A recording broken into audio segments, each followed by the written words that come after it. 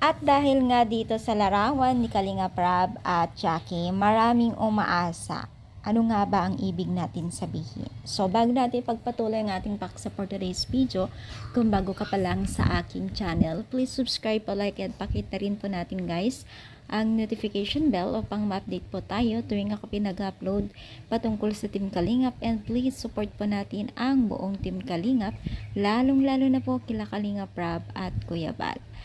Alam nyo ba guys na itong sila Beyonce, Carla at Jomar Kalingap Edo ay umaasa na mga taga-supporters nila na gawin din magandang moment o yung sweet moment na kagaya po kila Kalinga Prab at Jackie, no, na kung saan po ay nag-aantay din daw sila ng mga ganitong klaseng pictorial sa Palawan o sa beach na mga sweet moments po, no.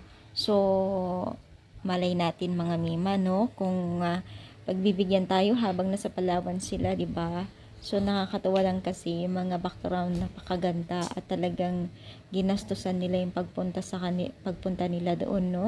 Habang nandun sila sa Palawan, talagang makikita natin yung sobrang saya nila at sobrang happy nila bilang isang parang magtutropa, marang magkakapatid, di ba? Kikita po natin yung kanilang pakikisama o samahan sa bawat isa na talagang nagtuturingan na parang magkakapatid, no?